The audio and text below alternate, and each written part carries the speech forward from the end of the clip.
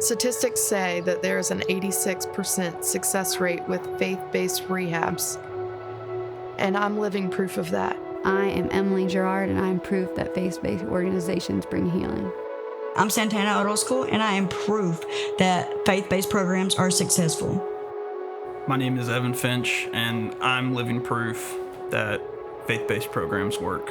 My name is Becca Pierman, and I am proof that faith-based recovery centers work.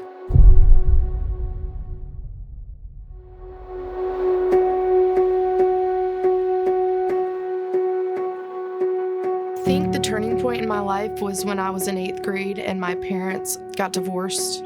I think it was very tragic for me.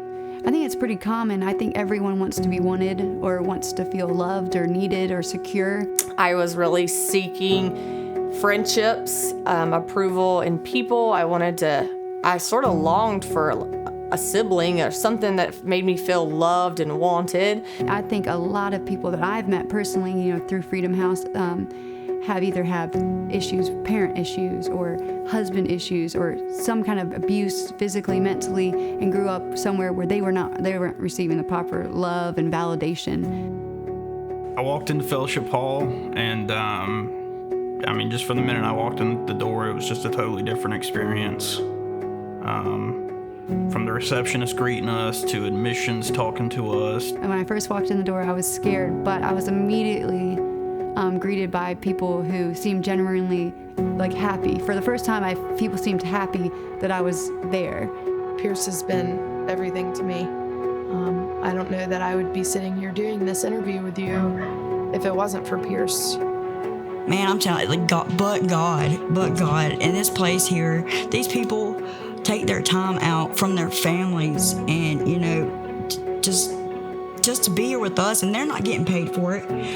And faith-based programs, they really do work, because being here has changed my life. There was the staff who were loving. People were coming out to visit and bringing meals. We would go places and do things. They had given us a meal because we were there around dinner time. The food was great. But just the minute I walked in the door, it was like I could tell that they cared. And they wanted me there. They actually welcomed me with open arms. They saw my brokenness. They loved me for who I was. And they never once labeled me as a recovering addict. I remember I showed up and all I had was a basket of all my belongings. It was a basket. And they were so nice. And immediately I felt like I didn't feel scared anymore. They made me feel very welcomed right away. They actually wanted to get to know me. There was no judgment. It wasn't like I was, the drug addict girl. They treated me just like I was one of them. And they took an interest in me. I thought, I was unlovable. Nobody's gonna love me, not even God.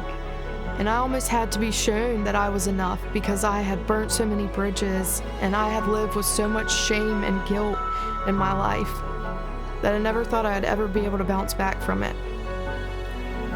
And Pierce showed me that.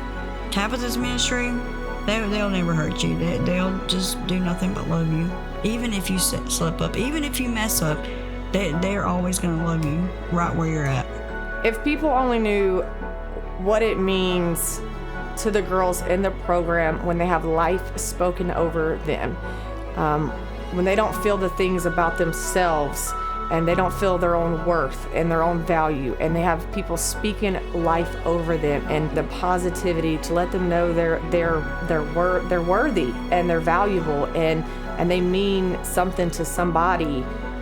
It's empowering and it's encouraging, and it really makes a difference.